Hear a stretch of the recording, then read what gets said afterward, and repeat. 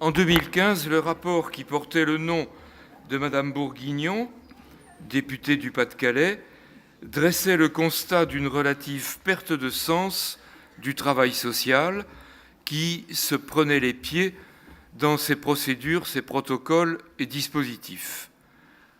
Le travail social peut-il retrouver du sens en se fondant, se refondant sur un projet politique, et si oui, avec quel contenu? C'est Vincent Meyer, sociologue, professeur en sciences de l'information et de la communication à l'université de Nice, Sophia Antipolis, à qui le CNAEMO a demandé de bien vouloir ouvrir cette question et peut-être ainsi nous donner la possibilité de repartir avec un certain sourire. Merci Vincent. Merci Michel. Bonjour à toutes et à tous. Je suis très heureux d'être là. Alors, vous allez peut-être pas repartir avec le sourire avec moi. Voilà. Je suis sociologue de formation, donc un coupeur de cheveux en quatre. Et je vais plutôt ne pas parler du rapport Bourguignon, que je connais bien, parce que je partage avec beaucoup d'entre vous une histoire. J'ai été moniteur éducateur spécialisé. J'ai le diplôme supérieur du travail social. J'ai siégé pendant 5 ans au Conseil supérieur du travail social avant qu'il ne devienne au Conseil du travail social, que préside d'ailleurs Madame Bourguignon en ce cas-là. Donc c'est plutôt une vision du projet qui est à la fois celle de l'ancien travailleur social qui n'a jamais quitté le social et du sociologue qui réfléchit depuis longtemps sur un certain nombre de mots, valises, qui nous enferment en même temps, et je crois que ça a été formidablement bien montré par les collègues ce matin dans la petite vidéo de la délégation Provence-Alpes-Côte d'Azur que je salue en tant que niçois. Voilà. Alors, j'ai changé le titre.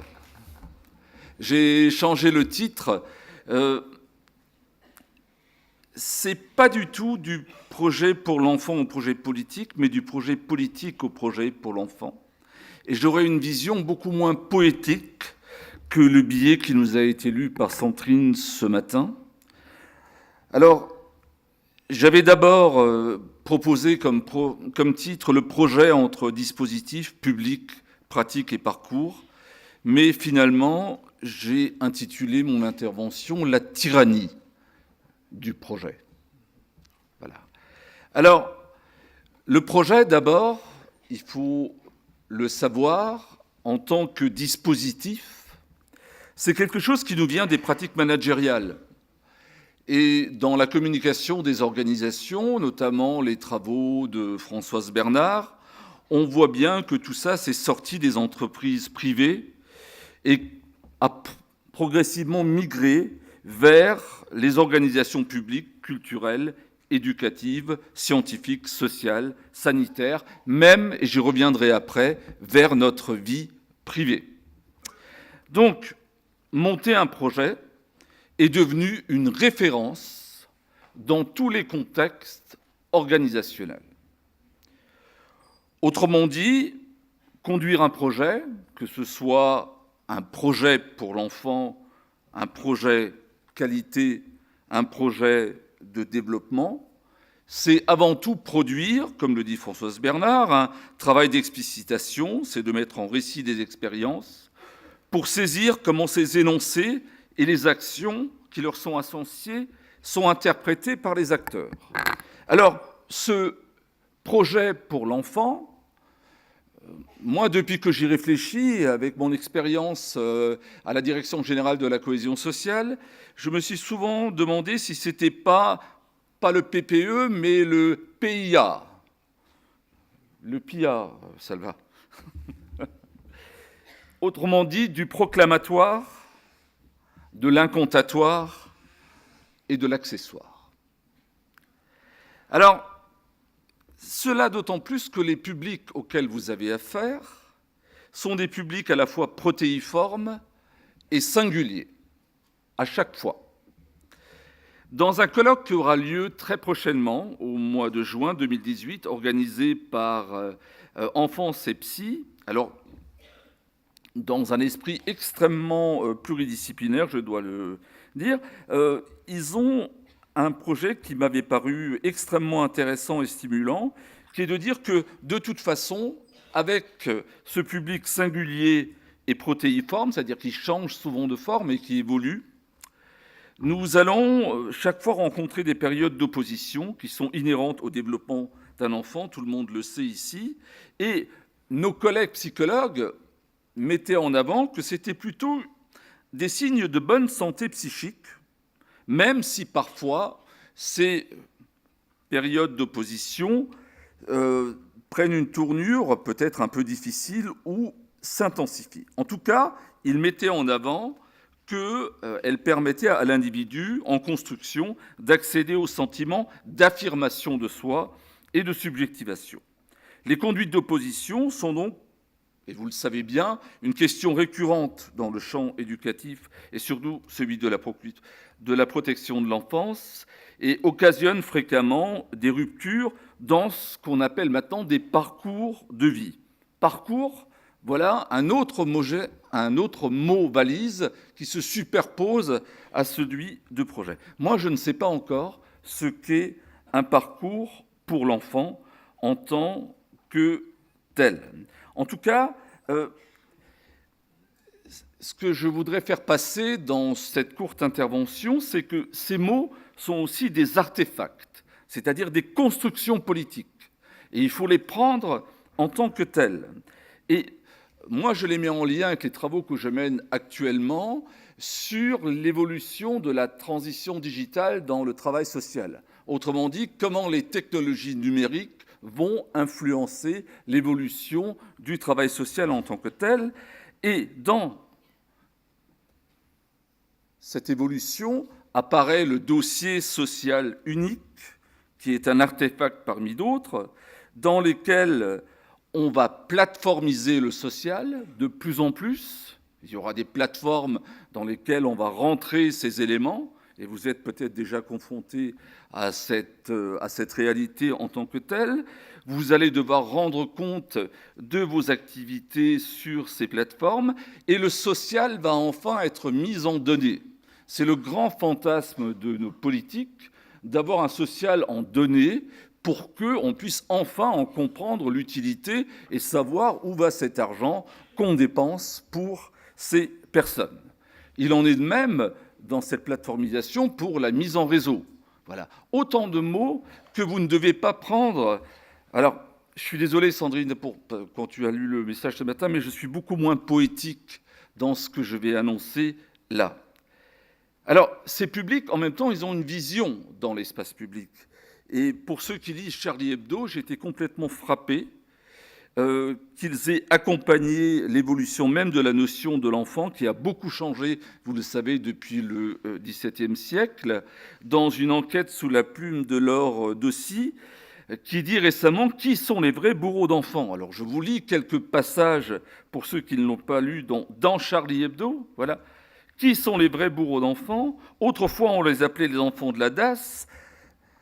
Lorsque l'on enquête, on découvre des dysfonctionnements énormes. Un collectif d'anciens enfants placés se constitue pour dénoncer des failles et les témoignages, comme on vient d'en entendre ce matin, sont tout à fait édifiants, paraît-il. Je vais juste vous en lire un pour faire vite. Siam Saber est une jeune femme de 33 ans qui n'a encore jamais osé parler de son parcours, de peur d'être stigmatisée en tant qu'ancienne enfant placée. Elle a longtemps hésité, mais afin que ce qu'elle a vécu ne se reproduise pas pour d'autres, elle a décidé de s'exprimer.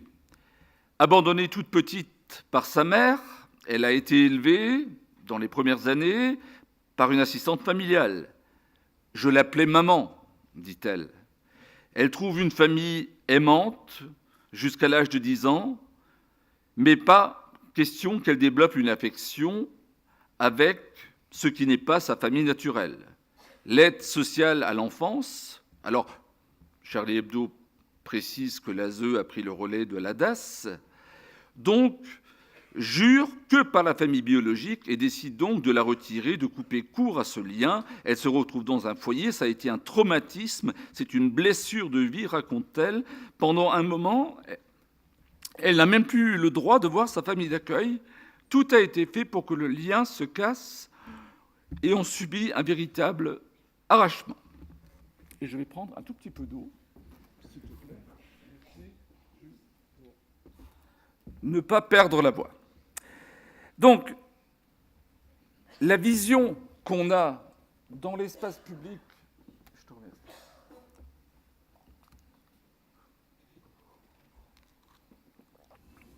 La vision qu'on a dans l'espace public de ces personnes est extrêmement importante et on voit que on parle effectivement de traumatisme dans les parcours, on parle de l'aide sociale à l'enfance qui refuse que tel ou tel enfant suive telle ou telle voie, tel ou tel parcours, etc., etc., etc. On ne parle que très peu des travailleurs sociaux. Voilà. Et donc, on se rend compte quand, dans le rapport Bourguignon, on lit qu'il n'y aurait plus que des mesures, des dispositifs, des missions se juxtaposant les unes aux autres, on est dans un artefact complet. L'artefact projet est un instrument du politique. Encore une fois, c'est un instrument du politique. Et on peut ne pas partager cet élément, mais moi je le mets en avant et je le soumets à votre réflexion. Et si vous connaissez Nathalie Levray, qui est journaliste dans la Gazette Santé Sociale, elle le lie aussi fortement à un autre point qui est la notion de réforme aujourd'hui. Alors, elle cite Emmanuel Kant qui distingue la réforme entreprise par le souverain. Toute ressemblance avec des personnes existantes actuellement ne serait que pure coïncidence. Voilà. Et la révolution, réalisée par le peuple, deux moyens d'instaurer une société nouvelle. En politique, la réforme désigne un changement profond, sans violence, dans un cadre institutionnel existant, notamment. Donc, la France est un pays essentiellement réformiste, et depuis quelques années, c'est un peu toute la droite et les néolibéraux qui ont repris à leur compte ce nouveau lexique, sous des formes particulières qui sont ceux de la modernisation, de la simplification, jugés complètement inévitables dans cette mondialisation en cours avec l'apparition des technologies numériques qui bientôt vont nous aider dans cette politique de projet réformiste. Alors, elle renvoie le mot réforme au dictionnaire, je la cite, la mise hors service des effectifs, des chevaux, à l'époque, ou des armes de l'armée, la diminution du nombre des employés d'une administration, la réduction des dépenses aujourd'hui publiques. Donc, toute réforme, et je dirais derrière tout projet, s'accompagne d'un fatalisme économique et d'une remise en question de l'État-providence, pas seulement, mais d'une remise en question des compétences des individus, de leur utilité sociale dans leurs activités. Et ces activités sont pour beaucoup, et je travaille là-dessus, transférées aujourd'hui dans des technologies numériques dans lesquelles on retrouve un certain nombre de compétences humaines dans des dispositifs sociotechniques, et je l'expliquais hier dans un colloque à Rouen. Alors cette tyrannie du projet, moi, j'essaye un peu de la dénoncer, et je ne la dénonce pas seul. Je prends appui sur les travaux d'un autre sociologue qui s'appelle Luc Boltanski, qui parle dans ce développement du capitalisme que nous sommes en train de vivre avec force, et vous le voyez bien, de la culture du projet. Parce que pour lui, la culture du projet permet finalement de se rapprocher d'un nouvel esprit du capitalisme, qui est le titre d'un de ses ouvrages clés avec Ève Chiapello, et un affaiblissement de la critique et de l'engagement politique lui-même. Retenez bien ça, un affaiblissement de la critique et de l'engagement politique lui-même. Donc, il dit que dans les années 70, finalement, pour sauver un capitalisme qui était attaqué de toutes parts, au prix d'un travail de réinterprétation, de lissage de ses aspects les plus transgressifs. Voilà.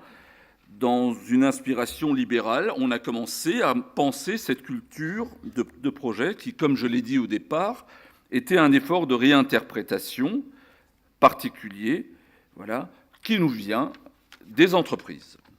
Durant la décennie 80, avec le développement des technologies numériques, alors Luc Boltanski parle encore d'innovation technologique, de sciences de l'information, de cognition, le capitalisme a connu un redémarrage d'une intensité, d'une rapidité sans précédent, marqué, outre par son développement dans les sociétés nouvelles, par son extension dans notre propre société, à des professions, des milieux, des classes sociales, des régions demeurées jusque-là plus ou moins à l'écart des rapports sociaux dominés, non seulement par la recherche du profit, mais surtout par l'assujettissement à des outils comptables permettant de rendre calculables à peu près toutes les dimensions de l'expérience vécue des personnes. Entendez-moi bien sur cette dernière phrase, je la relis de Luc Boltanski. Des outils comptables qui permettent de rendre calculables à peu près toutes les dimensions de l'expérience vécue des personnes. Autrement dit, le chiffre devient l'instrument de la raison. Le chiffre devient l'authenticité. C'est l'authenticité de votre activité. Alors moi, dans mes travaux, je travaille aussi sur la communication publique et territoriale. Cette question de l'authenticité m'interroge beaucoup. Je suis là dans une région où il y aurait des produits authentiques, des produits du terroir. Voilà. La question de l'authenticité dans l'acte me pose un certain nombre de problèmes. Alors cette culture du projet, qu'est-ce que c'est ? Pour Luc Boltanski, c'est les formes de justification. Vous n'arrêtez pas de vous justifier, notamment dans ce qu'il appelle la notion de cité. Alors, je ne pourrais pas développer, je n'ai pas le temps de le faire, mais la culture du projet, aujourd'hui, est une forme de justification dont s'est doté le capitalisme pour surmonter la vague de critiques qu'il a assaillie il y a déjà 40 ans.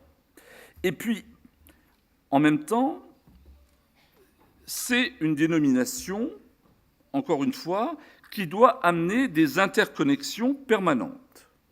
La nature même d'un projet est d'avoir un début, une fin.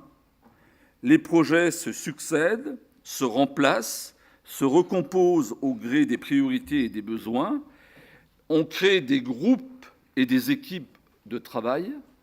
Et entendez derrière qu'on n'a même pas le temps de terminer un projet, qu'il faut déjà être dans l'autre. Et la tyrannie du projet, elle est là. Alors la notion de projet, il en donne la définition suivante. Il dit qu'elle ne peut être comprise que comme une formation de compromis entre des exigences qui se présentent a priori comme antagonistes, celles découlant de la représentation en réseau et celles inhérentes au dessein de se doter d'une forme permettant de porter des jugements et de générer des ordres justifiés. Sur le tissu sans couture du réseau, c'est-à-dire de tous, la cité réticulaire, la cité en réseau dans laquelle nous sommes actuellement, les projets dessinent en effet une multitude de mini-espaces de calcul, à l'intérieur desquels des ordres peuvent être engendrés et justifiés. Donc on a toute une grammaire qui se développe autour du projet, qui est extrêmement intéressante pour nous sociologues à observer, parce que finalement, le projet donnerait une vision d'objectivité d'un monde empirique qui permettrait un certain nombre de jugements. Alors, autrement dit, on met en équivalence un certain nombre de projets, mais pas seulement, aussi de personnes et d'activités. D'autant que cette activité devient de plus en plus flexible, devient de plus en plus instable, et ça, c'est moi qui l'ajoute. Alors, l'activité, maintenant, vise à générer des projets, à s'intégrer dans des projets qui sont initiés par d'autres, comme le dit Luc Boltanski, mais le projet n'est pas une institution préétablie. Il n'a d'existence que par la rencontre des personnes qui le constituent, et donc par l'activité par excellence. Et la partie intéressante, c'est que ces projets sont mis en concurrence avec d'autres projets. Oui. Donc non seulement on est dans une logique de justification, mais on rentre dans une logique de concurrence avec d'autres. Et ce qui importe, c'est de développer de l'activité, c'est-à-dire de ne jamais être à court de projets, à court d'idées, d'avoir toujours quelque chose en vue, en préparation, d'autres personnes à rencontrer, et la volonté de faire quelque chose dans son activité professionnelle.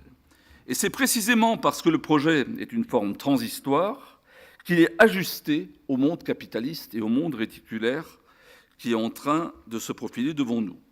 La succession des projets, en multipliant les connexions et en faisant proliférer les liens, a pour effet, en fait, d'étendre ces réseaux. Alors, les êtres humains ont cette préoccupation naturelle, ce désir de se connecter les uns les autres, de travailler ensemble et d'être capables de s'ajuster aux autres, et je pense que ça a été dit pendant ces journées. Alors, perte de sens dans le projet, je suis incapable de vous répondre à ce niveau-là. J'ai participé un jour au dictionnaire critique de l'action sociale. Vous regarderez à la notice sens, vous n'en trouverez pas. Enfin, vous ne trouverez pas de notice. Voilà, pas de sens, ce qui est quand même curieux quand on sait les auteurs qui les ont travaillés. Je regarde mon collègue. Voilà. Donc, le projet, c'est avant tout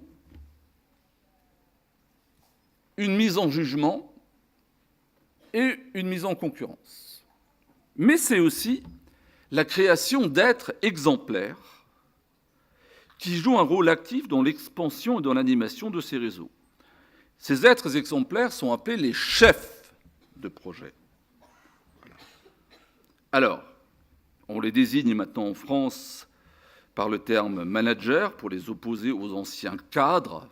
Le cadre, ça n'existe plus, c'est dévalorisé. Aujourd'hui, on est dans une logique tout à fait managériale. Alors maintenant, ce sont des innovateurs, ce sont des influenceurs, ce sont des personnes qui, par opposition à l'ancien cadre, qui était quelqu'un de calculateur, de planificateur, devient une espèce de héros du monde du projet, sur lequel on peut s'appuyer, et dont l'opération principale est l'établissement des connexions entre les personnes, les dispositifs, les institutions. Et ce chef de projet est quelqu'un qui est pensé comme quelqu'un de post-moderne, de post-fordiste, hors de toute rigidité, et qui va amener une certaine flexibilité qui constitue, dans le monde de Luc Boltanski, le défaut des petits par rapport aux grands. Les petits sont des gens rigides, qui ne veulent pas bouger, qui ne veulent pas changer leur habitude. Les grands sont ceux qui sont flexibles, dont les idées ne sont jamais arrêtées et qui peuvent toujours changer d'avis. Alors, dans cette culture du projet, l'accès à l'état de grand suppose un certain nombre de sacrifices, dont la disponibilité. J'attire votre attention là-dessus parce que ces grands, ces héros du projet, sont disponibles en permanence. Je cite Luc Boltanski, le grand renonce à avoir un projet qui dure toute la vie, une vocation, un métier, un mariage. Le grand, le héros, le porteur de projet, est quelqu'un qui est nomade, il est mobile, rien ne doit entraver ses déplacements. Et en même temps, hein, il est dans une exigence souvent angoissante d'être soi, d'avoir un nouvel impératif moral, qui nous est enseigné aujourd'hui dès l'enfance, me semble-t-il, et qui comporte aussi un caractère contradictoire, générateur de fortes tensions à peu près aussi importantes que les tensions dont j'ai parlé au début pour les comportements des enfants. Donc, injonction à l'action, à la mobilité pour le chef de projet et l'extension du projet à cette dimension qu'elle passe, comme j'ai essayé de la dire, de la sphère professionnelle à la sphère privée. Et c'est ça qui est extrêmement intéressant et inquiétant dans l'avenir autour de cette notion même de projet, c'est qu'il lie la relation, la rencontre, la rupture, la perte et l'isolement à tous les niveaux de notre vie. Alors, Il est au centre pour Luc Boltanski des changements actuels dans la vie personnelle, amicale et surtout familiale, même dans les conditions de la vie sentimentale et sexuelle, dans un contexte qui serait dominé par la culture du projet. Il va même jusqu'à l'accès à la parentalité dont vous avez beaucoup pensé. Alors, le projet d'enfant, pas le projet de l'enfant ou le projet pour l'enfant. C'est quoi votre projet d'enfant? Vous y avez réfléchi? Voilà, vous-même, chacun d'entre vous, voilà. C'était quoi lorsque vous avez décidé, voilà, de vous unir à quelqu'un et de rentrer dans ce projet d'enfant? Et en même temps, derrière ce projet d'enfant, Luc Boltanski nous dit que finalement, il y a ce qu'on appelle le projet parental, qui serait une décision conjointe de créer un être humain nouveau, souvent comprise, semble-t-il, dans une logique de contrat, sans que cela suppose nécessairement un engagement dans une vie commune et de longue durée. Voilà. Et ça, je crois que c'est un point extrêmement critique. Alors, je suis vraiment désolé, dans l'ambiance formidable de ces 3 jours, de terminer par cette notion critique autour du projet, mais je crois qu'il faut être extrêmement prudent avec ces mots, et pour beaucoup travailler avec le séminaire pour la promotion de l'intervention sociale communautaire, on voit bien que les projets commencent à avoir une histoire. Les projets commencent à avoir une histoire sur les territoires. On est confronté à différentes actions. On nous demande de faire converger des projets, voilà, sur des territoires. Et cette demande, elle n'est quand même pas tout à fait politiquement anodine. Peut-être que Mme Bourguignon n'aurait absolument pas dit ça ce matin. Voilà.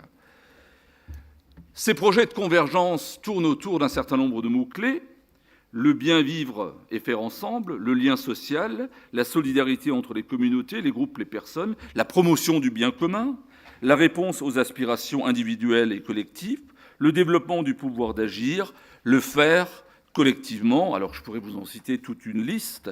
La dimension dynamique du projet, des démarches au fil de l'eau, oui, au fil de l'eau, c'est-à-dire qu'ils peuvent s'arrêter à n'importe quel moment pour recommencer à un autre, et ça c'est quand même quelque chose de particulier. L'intégration dans le projet de processus éducatif, c'est pas l'intégration de processus éducatifs dans le projet, voilà. Le lâcher-prise des professionnels, c'est-à-dire que parfois, peut-être ils en font trop, voilà, et ils doivent lâcher prise, voilà, et que d'autres peuvent faire ce que eux font dans cette logique de projet.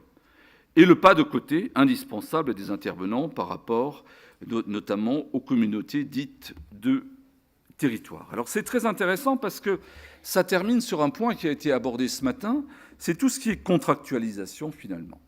Parce que la dernière étape de cette culture du projet, c'est la contractualisation de la relation. Aujourd'hui, tous les praticiens, le praticien que j'ai été, les praticiens que vous êtes, on est dans cette instrumentalisation du contrat qui est régulièrement mise sur le métier. Alors là, pour ceux qui sont intéressés, il y a l'Association française de formation, des formations universitaires en travail social qui reçoit Laurence Gatti très prochainement pour parler de cette contractualisation. Donc, après cette tyrannie du projet, on est dans une instrumentalisation du contrat. Et encore une fois, il faudrait revenir sur le texte de Mme Bourguignon pour bien comprendre ça. Et cette contractualisation n'est plus ni moins, je n'ai pas l'affiche là, que le paradoxe de l'intermittence. Voilà. On est dans l'intermittence avec le projet. Et j'ai beaucoup apprécié ce matin un dessin qui était là, c'est dans la vignette PACA qui nous a été montrée, vous signez là. Voilà. Souvenez-vous de ce dessin qui a été montré où on disait vous signez là, finalement. Voilà, donc c'est une dimension qui va être fortement développée, en plus dans cette logique de projet, par les technologies numériques qui de plus en plus vont nous amener à être dans des appels à projets permanents. Voilà. Et j'aimerais vraiment que vous puissiez réfléchir non pas sur cette question du projet comme quelque chose qui s'impose à vous, mais quelque chose aussi à laquelle il faut résister. Voilà. Et c'est sur cet appel à la résistance de cet artefact projet que je termine mon intervention. Merci de votre attention.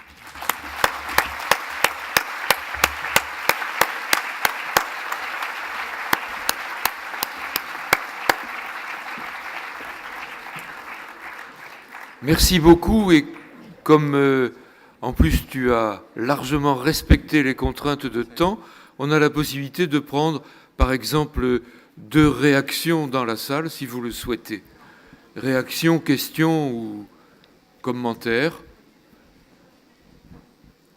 Avant que Salvatore ne reprenne la parole pour clore nos assises, est-ce que quelqu'un souhaite réagir ?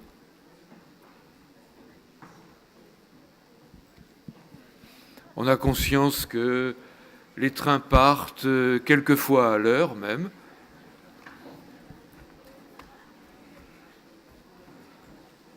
Bien.